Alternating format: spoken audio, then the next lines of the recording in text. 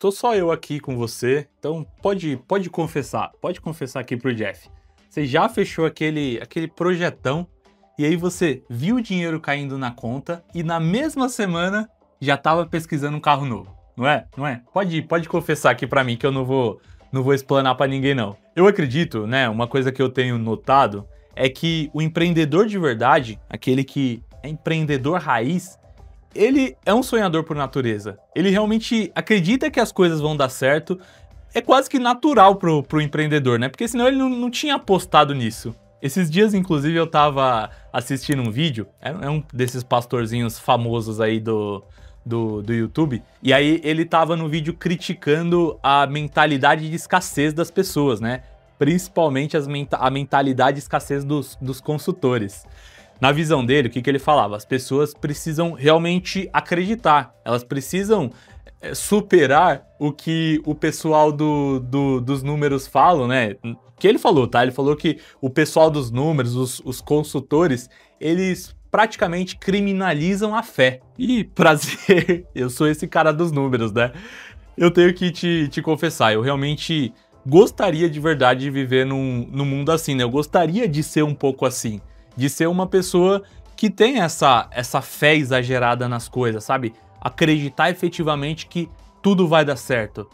Só que, pra mim, infelizmente, isso é uma coisa que nunca funcionou. Eu sempre tive um pensamento muito lógico, né? As coisas, elas sempre funcionam numa medida lógica pra mim, às vezes até um pouco pessimista demais. Eu lembro que faz um tempinho, tava tendo aquelas bobajadas lá do ChatGPT, que ele pede pra você falar assim, ah, chat, qual que é a minha maldição?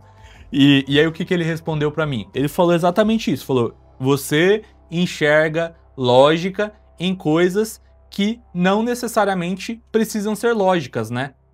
O que eu acho é que é muito bom, efetivamente, a gente ter fé que as coisas vão dar certo. Que é o problema disso, né? O problema, quando a gente se apoia demais nesse discurso, é que ele acaba virando um pouco de gasolina para um otimismo muito exagerado. E aí, o que vai acontecer? Você começa a ver exemplo de gente que marca casamento e não tem simplesmente grana para pagar, contrata funcionário sem saber se vai conseguir pagar, aluga sala lá simplesmente para mostrar que o negócio está crescendo. E aí o que acontece? A realidade bate na porta e quem tem que fechar? Aí é você, né? Você não consegue fechar a conta e quem fecha o negócio é você. A gente tem que entender que o mundo real, o mundo que a gente vive, ele não é justo. E você pode trabalhar demais, você pode trabalhar. Conheço gente que é extremamente esforçado, trabalha muito, ainda assim o negócio quebrou. Você pode ser um cara extremamente gente boa, você pode ser uma pessoa gentil, e mesmo assim, você pode acabar não sendo recompensado. O problema que eu vejo aqui trabalhando no financeiro é que eu costumo conversar muito com o empreendedor, principalmente sobre a parte de finanças, né? Sobre custos, sobre resultados. E o que eu mais vejo é dono que se nega a cortar custo. Só que aí, o que ele alega pra mim, né? Porque eu sou o cara chato, eu vou chegar lá e vou falar assim, ó, a gente precisa cortar custo, porque senão o resultado não vai acontecer. E aí, o cara, ele chega pra mim e ele faz de absolutamente tudo pra me convencer que não é o momento, né? Que ele não precisa cortar os custos da empresa. Ai, as coisas vão dar certo, eu vou conseguir, eu vou bater a minha meta comercial. E só pra deixar claro aqui, tá? Eu não tô dizendo que você precisa viver nesse sentimento pessimista, tá? O que eu acho é que a gente realmente tem que acreditar sim que as coisas vão dar certo, só que você tem que estar preparado para o cenário negativo. Porque pode ser que ele aconteça, pode ser que ele não aconteça, pode ser, mas pode ser que ele aconteça. Quando você vive o realismo, né, é quando você começa a olhar para os seus números de forma verdadeira, sem vaidade, né? Beleza que você quer contratar, mas será que você já olhou o seu DRE para realmente entender se a sua empresa é lucrativa? Será que você não está com problema ali na sua precificação antes de você precisar contratar? Será que você tem margem suficiente? Você tem, principalmente, né? Você tem caixa para conseguir pagar essa pessoa? E eu sei que nessas horas sempre vão trazer o exemplo de algum empreendedor de sucesso, né, que arriscou tudo, aquele cara que, um Flávio Augusto da vida, pegou o cheque especial e no fim construiu um verdadeiro império, né? Então o cara é uma pessoa extremamente foda, não tem como negar, o cara correu risco, o cara foi. Só que quando a gente se baseia demais nesse tipo de exemplo, a gente acaba esquecendo dos milhares, dos milhões aí de empreendedores que morreram. Se você pegar um número, inclusive já falei isso num outro vídeo, são 33% das empresas que estão inadimplentes. Simplesmente por quê? Porque não consegue fazer as contas. O clássico, tá? As pessoas elas não controlam o financeiro, vão fazendo conta, e aí o que acaba acontecendo? Ó, a regra do sucesso, tá? Eu evito cortar, eu me recuso a cortar, aí o que acaba acontecendo? Chega lá no mês, meu caixa vai caindo, eu não tenho caixa para sustentar o meu negócio, chega no mês, eu não tenho dinheiro para pagar as contas, eu tenho que ficar prorrogando o pagamento. No geral, tá? Que eu mais noto. Primeiro pagamento que as pessoas deixam de fazer é pagar imposto, deixa de pagar lá o DAS, né? Se você é Simples Nacional, prorroga, aí isso vira uma bola de neve, e quando chega no outro ano, né? Se o negócio simplesmente não fecha de vez, no máximo quando você começa a se recuperar, aí você tem que ficar fazendo refinanciamento, e aí isso corrói a margem que você poderia ter no futuro, entendeu? Então, para você sair desse otimismo, né? Então, você realmente conseguir adentrar um realismo real, um realismo com números, eu colocaria 3 passos básicos ali para você começar, mas 3 passos realmente práticos. Primeiro é você identificar os seus custos fixos. Então, para de pensar que os gastos da sua empresa vão se pagar de forma mágica ali, vai entrar uma receita que vai pagar todos os meus gastos, e começa a agir de verdade. Então, lista tudo. Lista aluguel, salário, conta de luz, faz uma listagem de todos os seus custos fixos, aquilo que você tem que pagar efetivamente todo mês, e começa a entender quanto você precisa de receita para você pagar esses custos, entendeu? Então, primeiro ponto. Segundo, é você entender a sua margem de lucro.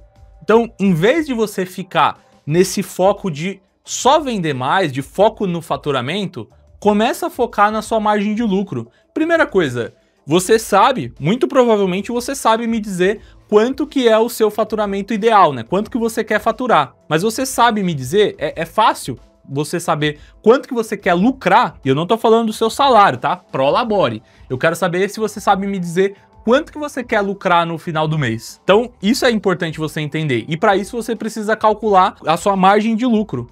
E ali eu tava falando do resultado final, né? Aqui a gente tá falando para você calcular a sua margem de lucro bruta, que é diferente da sua margem de lucro líquida. Você entender a sua margem de lucro líquida é bem simples, tá? É você pegar toda a sua receita e descontar dos custos diretos. O que são os custos diretos? É aquele que você usou especificamente para poder bancar essa receita. Então, por exemplo, se eu tô vendendo um celular, tô revendendo ali um celular, eu preciso comprar um celular para eu poder revender. Então esse é um custo direto. Eu tive que entregar um produto. Eu só contratei esse frete, por exemplo, para fazer a entrega, porque eu vendi esse produto. Então isso é um custo direto. Então começa a calcular efetivamente a sua margem de lucro, porque ali você já vai ter uma noção para entender se a sua operação, né, o seu negócio, pelo menos o que você está vendendo, se isso é lucrativo ou não. E aí, por fim, acho que terceiro ponto, né? Então, você cria uma rotina de análise. Então, não fica esperando só pelo final do mês para você olhar ali a conta bancária. O empreendedor otimista é aquele que vai vivendo ali de surpresa, né? Então, apareceu alguma coisa, ele vai lá e paga, não. O cara que cresce com consciência, ele geralmente tem uma rotina de análise justamente para ele monitorar esses números e tomar uma decisão que tenha mais base, uma decisão que tenha realmente segurança, né? Que ele saiba do que tá fazendo. Bom, eu posso dizer que, eu realmente respeito a fé, eu respeito as pessoas que realmente acreditam no negócio, e você tem que acreditar no negócio. Só que tem uma coisa que eu realmente nunca vou conseguir, acho que dificilmente eu vou conseguir respeitar, é usar a fé, né? Usar esse eu acredito para justificar uma irresponsabilidade financeira.